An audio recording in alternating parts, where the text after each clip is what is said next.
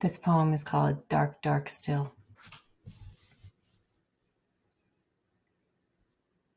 I used to cut paths through the deep, deep forest, through the cool, cool leaf bough air, through the green, green memories. I built my kingdom out of movement, in and out of dappled, late afternoon, early autumn shifting light. I used to build trails in the white, white mountains, with only my feet to know where they went and where they began. And they began on a long, long, narrow Alaskan peninsula. Winds and clouds congregating around a lake in volcanic glacial communion. And they began in places I couldn't reach, remember. September was the month when I returned, unconcerned, uncombined, disconnected.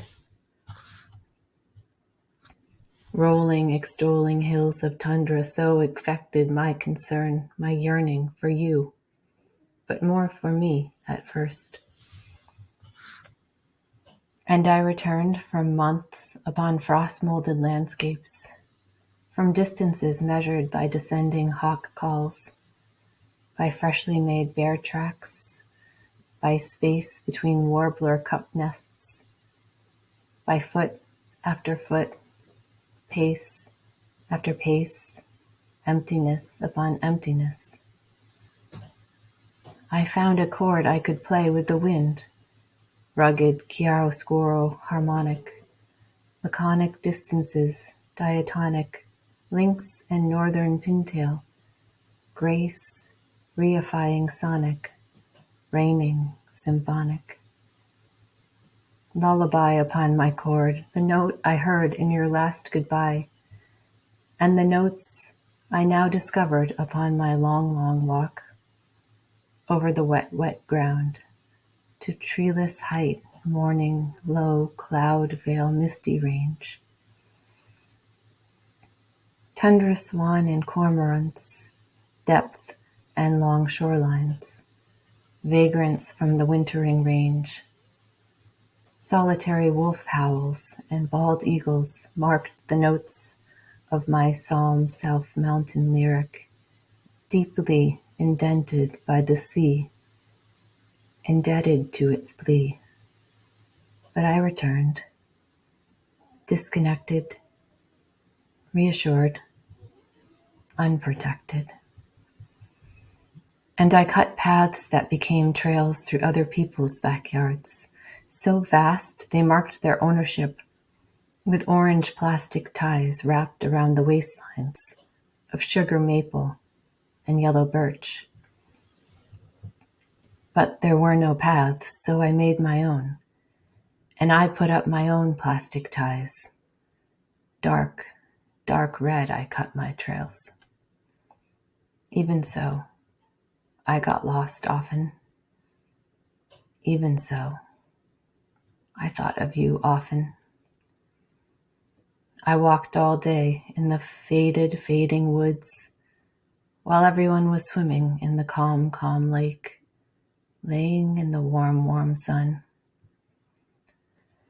And I returned, came back to your house, and consulted maps, but never saw exactly where I had gone, where I needed to go. But I returned tomorrow, and to our old conversation. You used to tell me what to do, how to feel. No trails exist for that. You used to tell me what and how. But I remember more what you said with your fist tightening around my arm. But I returned, and I wonder, but wandered instead. I lay in bed last night, that little twin bed in the old, old farmhouse, tilting downhill upon an uneven floor. My heartbeat just stopped, then jumped, then stopped, then fluttered twice like the warblers in a sweet, sweet memory, then stopped. Then pounded twice like my head against the wall in a rock memory. Hard as the love you have always given me. And I returned, ever so burned, now more concerned to be your trail, icy spurned. I used to cut paths through the many, many hearts, through the mossy, mossy, lost ache me, through the blind, blind night. I was always trying to find me through you, to see through the you wrapped around my voice neck. In the deep, deep night, in the long, long memory, I was home from soccer tryouts freshman year. No food all day. I didn't make varsity last cut. I'm out. I cut. You cut. No food all day. No, I reach into the pantry and don't eat when you're upset. I cut your trails alone in my room, empty, stomach empty, shaking hands, empty words. I swallowed your words. I cut your paths into the deep, deep throat, into the shadow me. I sleep on a tilting bed in shifting light, low, low chord carving grooves across my hope. You cut one trail into me over and over, in the same words, with the you black eyes in the indifferent granite cold family empty smile air. You cut one trail, and yet I still can't find my way to the beginning.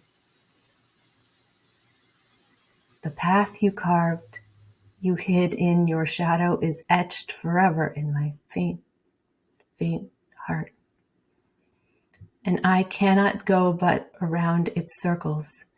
You misleading traces smoky in the deep, deep fathoms of your glacial deluding stillness. Indented by detached you, me, embedded in your shivering, desperate, ever, never flee.